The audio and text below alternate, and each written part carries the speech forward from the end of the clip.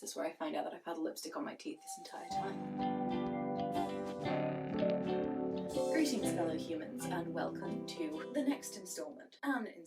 Something that I'm doing around the Foundations Revealed 2021 contest thing. I'm doing the thing I said I wasn't going to do, and I'm tackling undergarments. Today we're going to be taking an adventure into the realm of Edwardian bustle pads. Now, according to the somewhat minimal research that I've done, around the turn of the century, two main shapes of bustle pads existed. This kind of shape, sort of a crescent half moon situation, and this kind of shape, more akin to a squidged up clover. The purpose of bustle pads is essentially to pad your hips in order to get that perfect Edwardian shape and proportion of a 15 to 20 inch difference between your waist and your hips. I already have an 11-inch difference between my waist and hips. Corseted, that goes up to about 13 inches. I don't need much help on the sides, but I do need a little more in the back. Because of that, I have decided on using this shape. There is a widely circulating 1903 American patent that looks like this, and I believe Bernadette Banner has made a video about recreating this, so I'm not going to go into the nitty-gritties because I'm sure she does it far better than I do. I couldn't find the complete patent. I could find an image of the diagrams in the patent. So basically, I printed it out, I measured the various sections on the pattern, and initially mistook the various numbers on these figures for measurements. They are not. So I went back and remade my pattern correctly, measuring the actual image on this drawing and then cross-multiplying to get the right size for me in the right proportion. On this drawing, this curve here is 4 inches. I needed mine to be 16 inches, which made life very simple because it meant that any measurement that I took off of this image, I just needed to multiply by 4. In terms of the supplies I'll be using to make this, I'm once again avoiding purchasing anything new. So I have some scrap cotton wadding, some filling that is made of cut up pieces of scrap cotton wadding, and I have a very old but very pretty piece of green ribbon that I'm going to use for the waist tape. So let's get going, hey kids? So after redrafting my pattern correctly, I laid it out on 2 folded layers of cotton wadding and marked out the pieces, making sure to add seam allowance and cut them out. I laid the pieces flat and used a pinwheel to trace along where I needed the quilting to be, then used a Sharpie to make marks on the inside of each cotton wadding piece. I realised I wouldn't be able to see the lines to quilt over once I turned things right side out, so I used some red polyester thread to thread mark as well.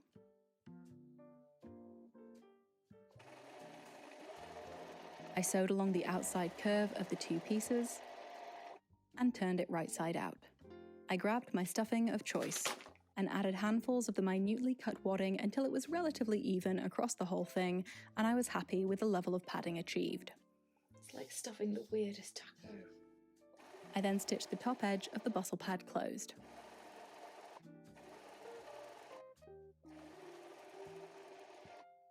I stitched through the entirety of the bustle pad, tackling the radial lines first, as I thought this would help keep the stuffing in place and make the concentric curves a little more manageable. After which I moved on to the concentric curves, which were a bit of a challenge as my sewing machine was not a fan of sewing curves on something so bulky.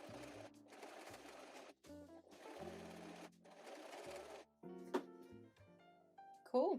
Now we just need to stick a waistband on it.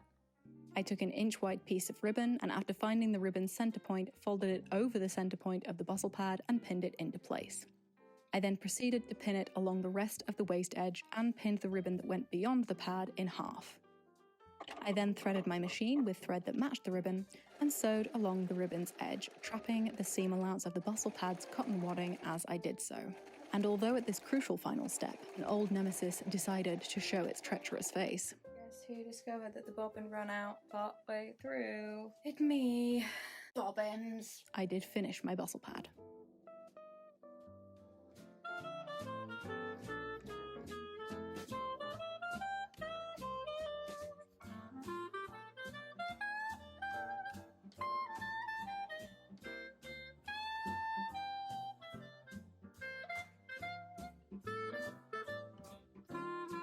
She is done! And she is beautiful, is she not?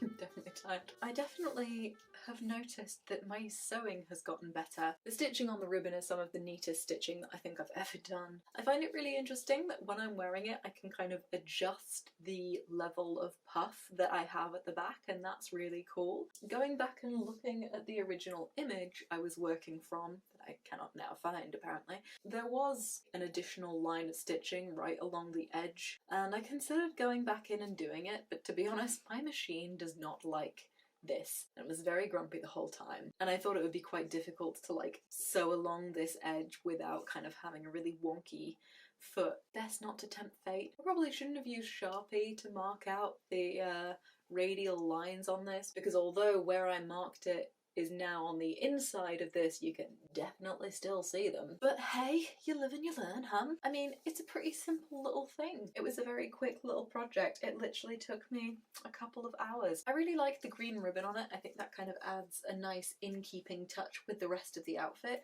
I didn't plan that at all. This just is a piece of ribbon that happened to be about the right width and length that I had lying around in my stash already. I think it'll do the job I need it to, and that's kind of all we can ask for really in it.